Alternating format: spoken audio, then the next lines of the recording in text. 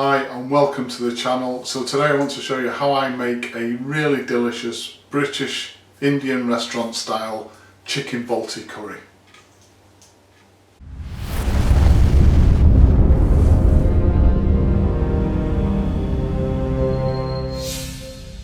So before we start, for the Malat customers, the spice blends we're going to be using today come from their curry spice blends collection, and everything in today's recipe is actually contained in the curry collection gift pack.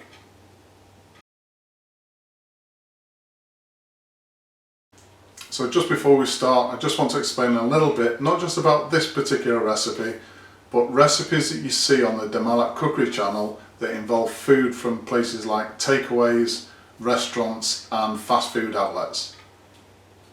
So from time to time with the family spice blend business, I do help out, and normally that's in delivering product to trade customers like these restaurants and takeaways. And I must be the worst delivery driver on the planet because I spend far too much time at each drop, because the first thing I do is make a beeline for the kitchens to try and learn as much as I possibly can as an amateur cook from the very people that are making this food day in and day out. So when you see a recipe on the Malat Cookery channel that involves food from these types of outlets, all I'm basically doing is learning as much as I can from the professional chefs that cook this food, and then just delivering that information in videos on our channel. Now the downside to that is that I'm not a professional chef, but the positive side is that I tell it exactly how it is.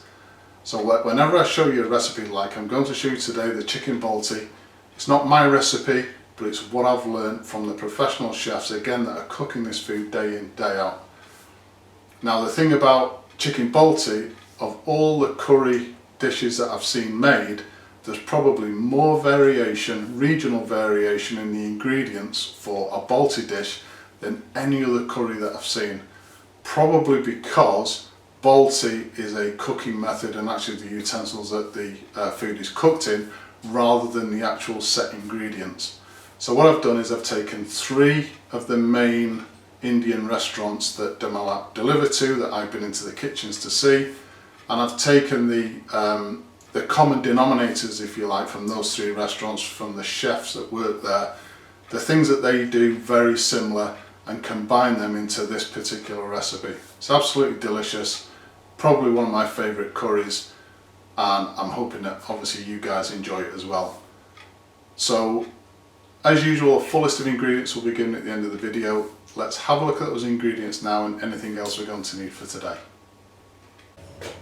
So with regard to the ingredients, I'm going to be doing this in 2 stages, and the first stage is the pre-cooked meat. So 100% of the restaurants that I go and visit pre-cook almost all of their meat, and they have to through necessity. I mean, the speed of service means that they just can't afford to have raw meat going into a pan when it's only going to take them a few minutes to make it. So with regard to the Balti, again, there's lots of regional variations, but the 3 restaurants I'm taking this recipe from use a tandoori chicken base for the chicken, and that's exactly what we're going to do here.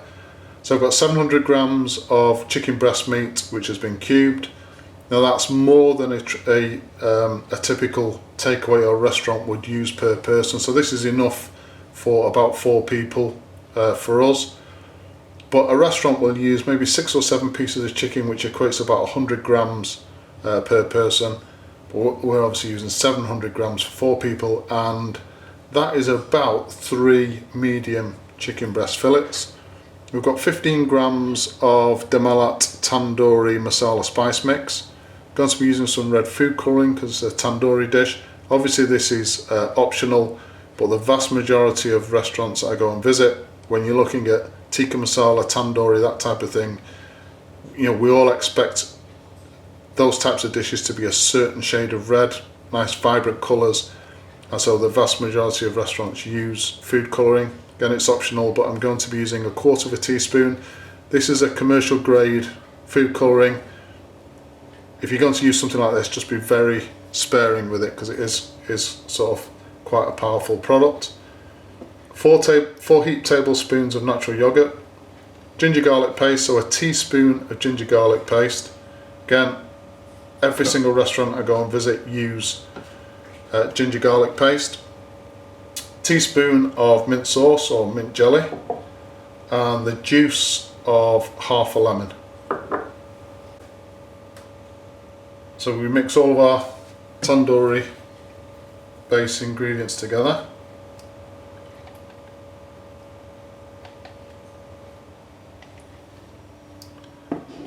In goes our yogurt, lemon juice, tandoori masala spice mix,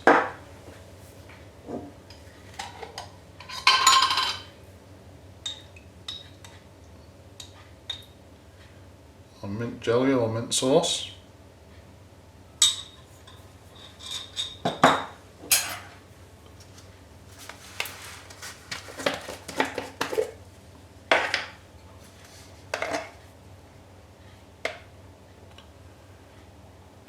Ginger garlic paste,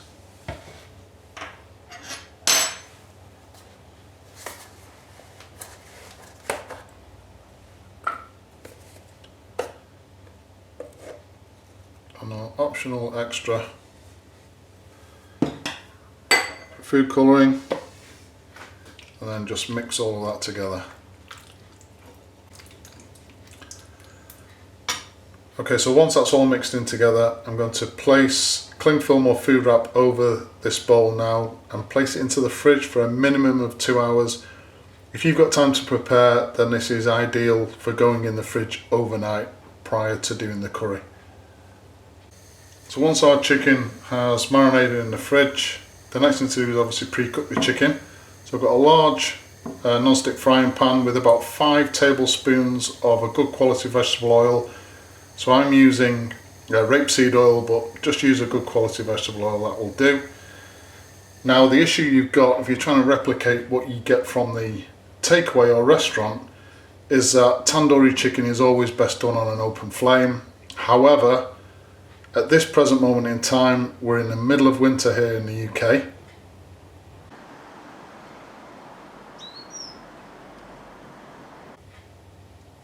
And I really don't fancy standing outside with the barbecue just to get the chicken over an open flame. However, it is important. So what I'm going to do is I'm going to fry this chicken off in batches in the hot oil, and I'm going to use a blowtorch just over the top just to get that burnt singed edge to the chicken, just to try and replicate in some way that open flame cooking. It is really important, and it does add another sort of taste dimension to the curry itself.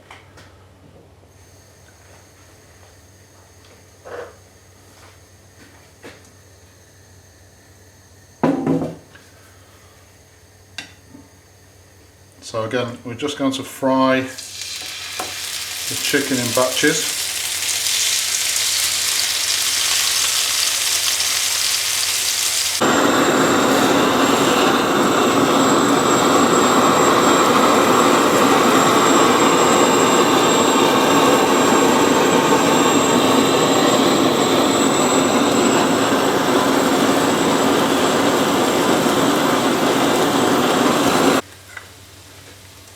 So once the chicken's cooked, we can just reserve this in a bowl, just keep it warm while we cook the rest of the curry.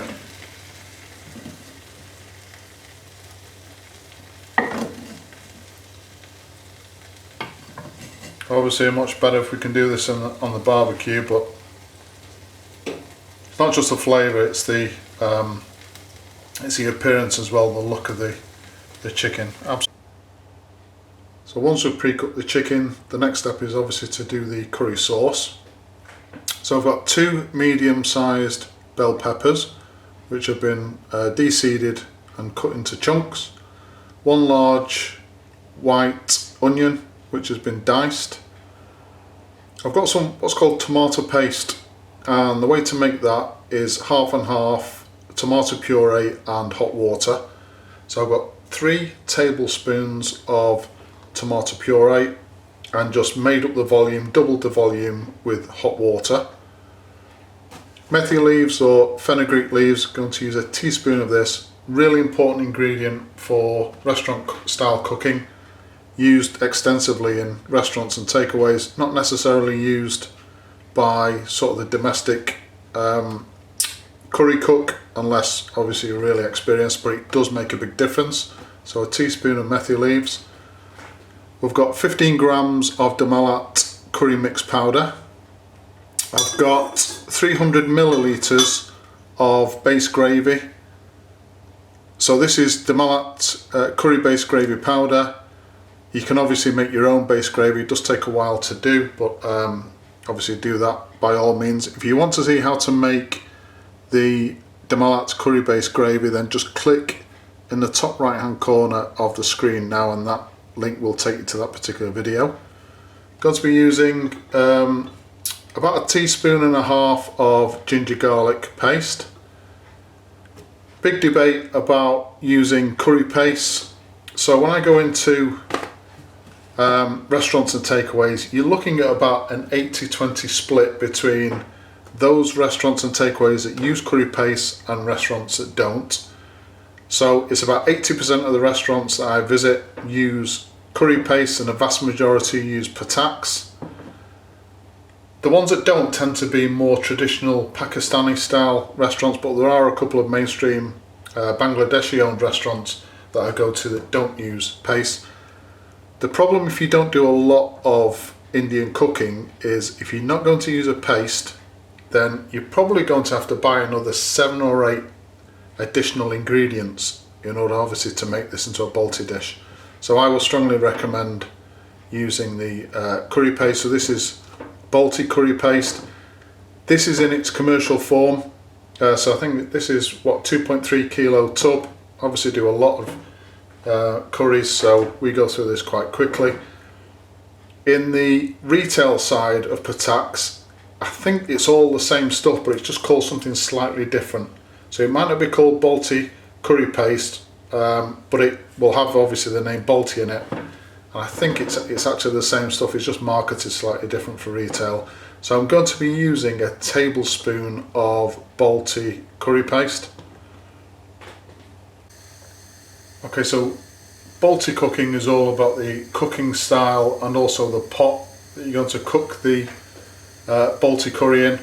So I don't have a traditional Balti cooking pot, but I do have this casserole pan which is in the style of a traditional cooking pot. So I'm going to be using this. I'm also going to be serving the Balti curry in this very pot. It's a nice centerpiece to place into the table. So fairly high cooking temperatures as well for a Balti. So in this pan I've got 5 tablespoons of rapeseed oil or good quality vegetable oil. And one of the things that an Indian restaurant or takeaway will use is what's called seasoned oil. And that's basically just old oil that's been used for doing the poppadons and the barges, samosas, that type of thing. Obviously, being a commercial business, they don't want to waste anything, so they reuse the old oil. It actually gives, again, another flavour to the curry, which sets it apart again from sort of the standard domestic curries that are made. And the way we can make a seasoned oil, again, if you don't do a lot of Indian cooking, just take about 1/4 teaspoon to 1/2 teaspoon of our curry mix powder, and we're just going to fry that gently in the oil, and that will create a really nice seasoned oil for us to start cooking with. So just going to cook this through for about a minute and a half. So next we're going to add our onions.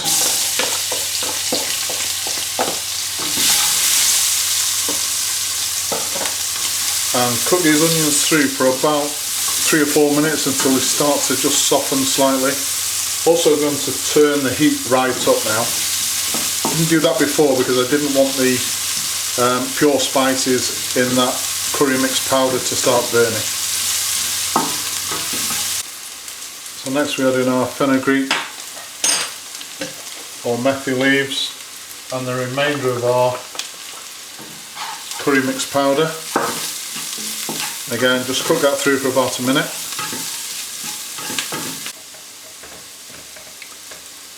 So next I'm going to add the ginger garlic paste to our tomato puree and hot water. Well, the reason we don't add the ginger garlic paste straight into a hot pan is it will just start to explode and you'll be cleaning up for at least a couple of hours. So once you've mixed the ginger garlic paste into the tomato paste, just straight in.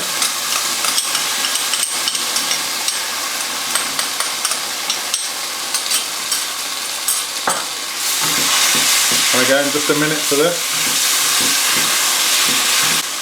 Already the smells coming off this pan are absolutely amazing.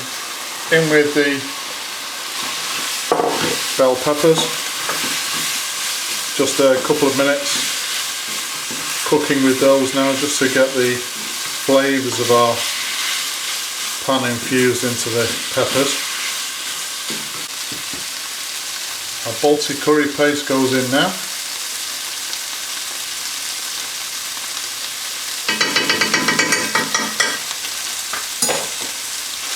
And again, just a minute to cook that through. About half of the base gravy goes in.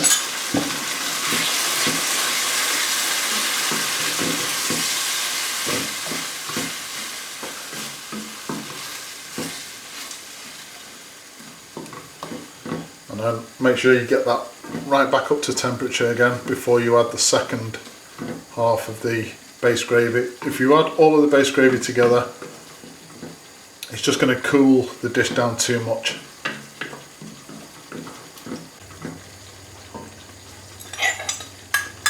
Okay, second part of the base gravy in. And again, a couple of minutes now, just get this all back up to temperature. In goes our pre-cooked chicken.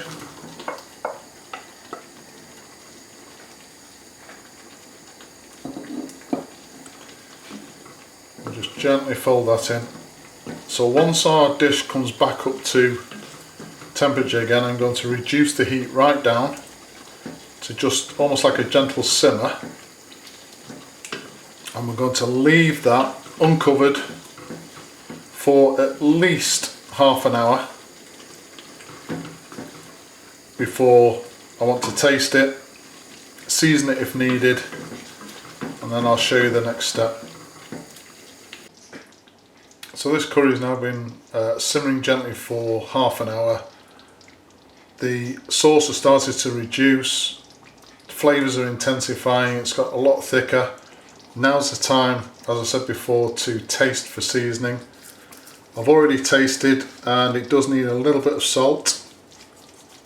So I'm going to put a couple of pinches of salt in there. If you like your Balti spicy, then obviously as you taste for seasoning, now's the time. If you think it needs any extra spice in there, to add some additional chili powder. There is chili powder in the curry mixed powder, the Balti paste and the curry based gravy. But again, if you want it more spicy, now's the time to do it.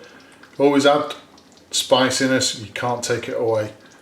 The other thing, and this is another great debate around the country, is whether you add fresh tomato to a Balti dish. Some restaurants do, some restaurants don't. But what all of the chefs are agreed on is if you're going to add something like fresh tomato and you're going to do it to this type of curry that has been cooking for half an hour, add the fresh tomato towards the end of the cooking. Otherwise, the flesh of the tomato will go mushy, separate from the skin, and basically all you'll have is just pieces of skin in the actual curry itself. Now I do like a little bit of fresh tomato in my Balti, so I've just cut a tomato up into small pieces. And to mix that in, and then allow this Balti to continue cooking for about 10 minutes, just again to reduce further and for that sauce to thicken up, and then everything's done. And as I said before, what I'll be doing is I'll actually be serving the Balti in this very pan.